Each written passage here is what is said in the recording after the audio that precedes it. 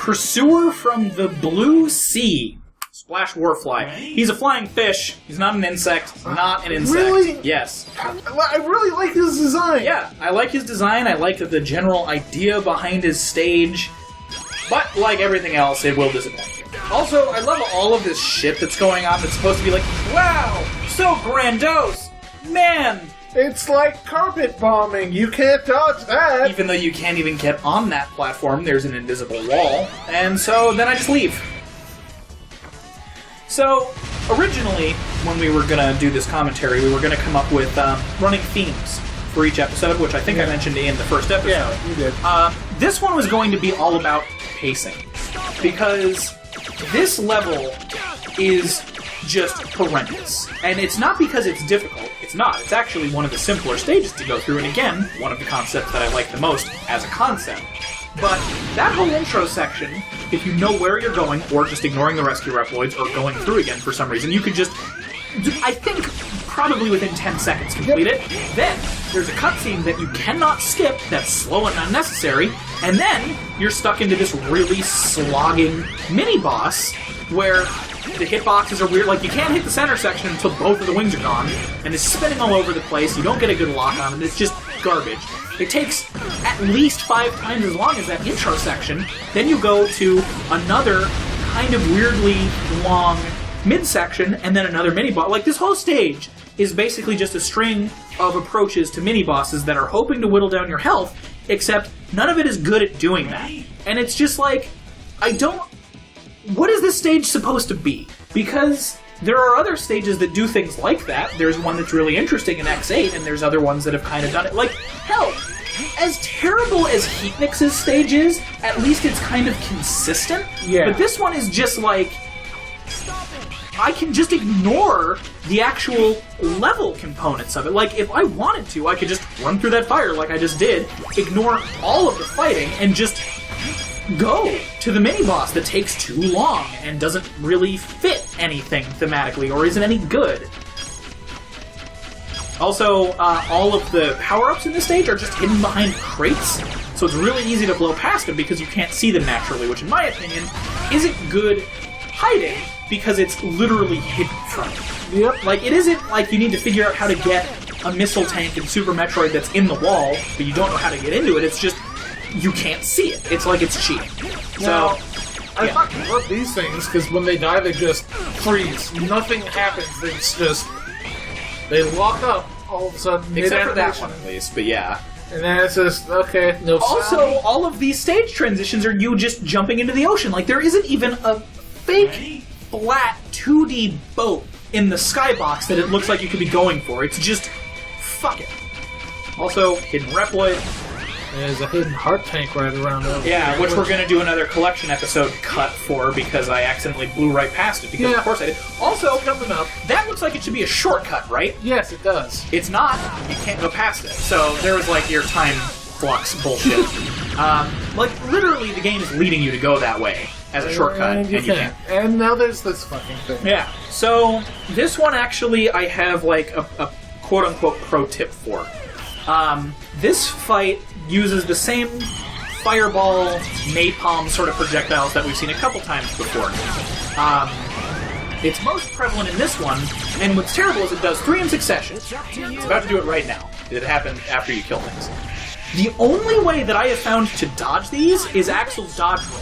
If you dash as X or 0, or jump or anything, somehow they still hit you, no matter what you're doing. So, what I advise, what I do every time I play through this is, I fight it as X, because he does the most damage to the gun turrets, even with his normal shots, and then the moment he starts to do that, just switch to Axel, dodge roll the 3 times, and do it right before it looks like they're going to hit you. Like that. Because that's the safest. If you do it too early or too late, you'll still take damage. And then just switch back and power. And that's it. Like, that's the whole mini-boss. And this is, again, the pacing issue, where it's like, you blast through the actual level approach, and then it's just like, okay, I'll fight the mini-boss. And then all of them get, like, death animations that, again, you can't skip, and are really slow and unnecessary. Like, this is just like, alright, okay, let's go, move on. Yeah, I'm gone now. Ready? Thank you. And it's just... Don't. Also, check these shadows out. You can see my shadow on the platform and on the water. Because X7 is a fucking amazing game. And it's not even just player characters.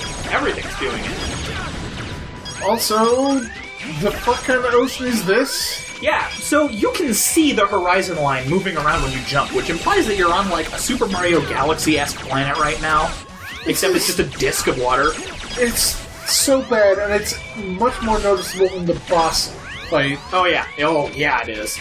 So, these are the two required ones in this section, and just fuck these ones. So, A, that's a scary jump because the controller is so bad you might die. And B, if you want to skip that one, you have to kind of like fall off and then air dash.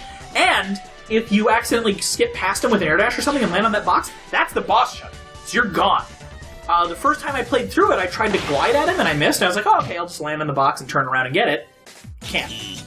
This boss has one of the best lines in the game. I thought you were out of commission. Just gonna let I was put back on the job thanks to you creeps.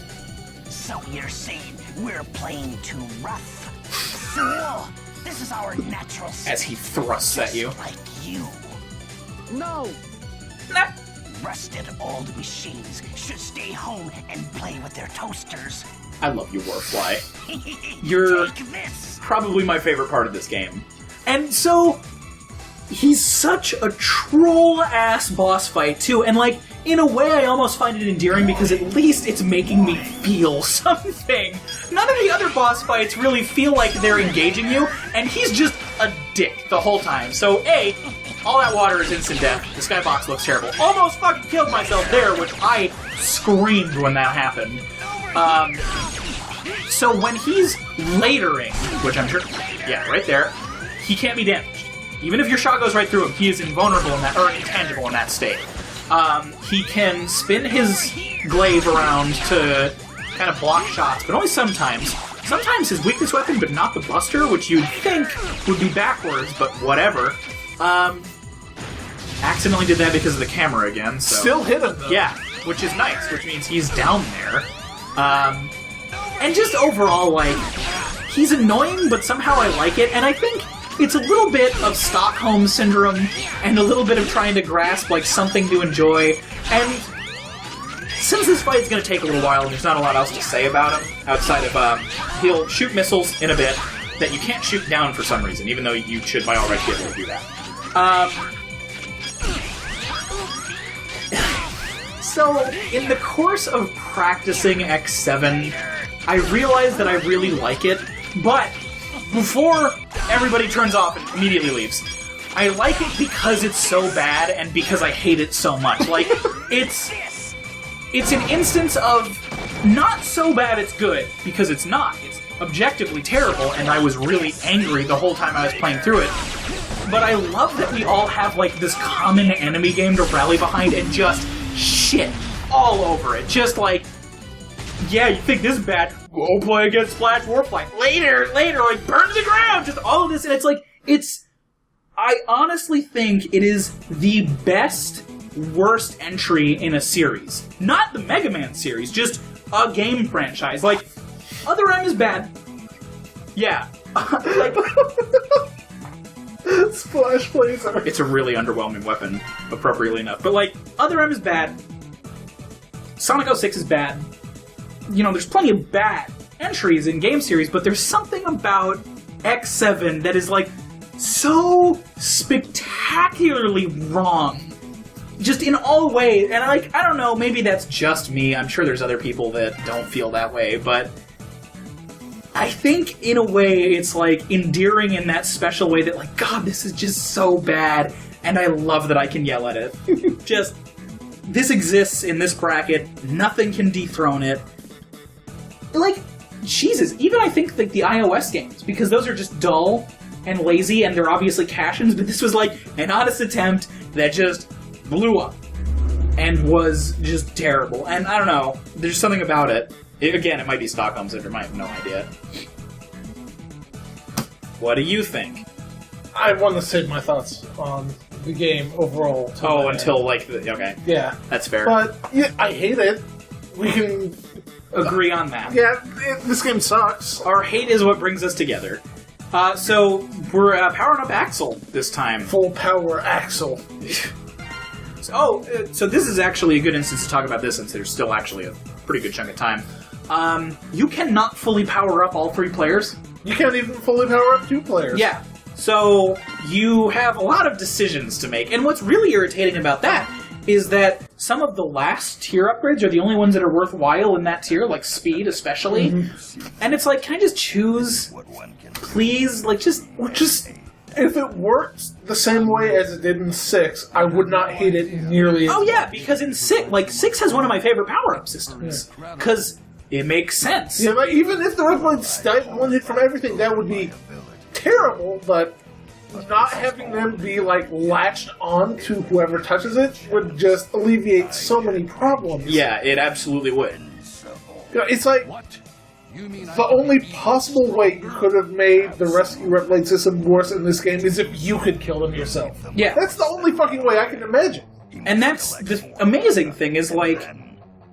It's been downhill since 5. That's, like, such a horrifying thought, too, is, like, it's already so bad that the only way it could be worse is if you could intentionally kill them. Or unintentionally. Yeah, like, it shouldn't be at that point, because it was fine in 5, because they just respawned every time. It was part of the stage design. And then in X6, it was part of the story, but it was story significant, so the story significant enemies are the ones that did it. In this one, it's just like, what do I do? Just fuck it, fuck you guys. Like, just, how can we make you really mad the whole time? How can we up the difficulty, but just wrong? I've got it. The only way to get better at the game can die in front of you while you're helpless to prevent it. It's like, but... It's a game. It's fun. Games are fun. It's supposed to be a fun thing. We won't search for him for you. Fun fact, I was going to be drinking vodka this entire commentary, but we can't because of other plans in the day. Yay. Sigma, you have... Sorry, question marks. You have really tiny arms. Or at least The upper elbows. Look at those noodle-ass elbows. Also, I don't know when this is supposed to be happening. Yeah, I have... As far as I can gather, these cutscenes are supposed to be, like, prequel ones. So, like, after Axel left, but before you start playing... Or this is...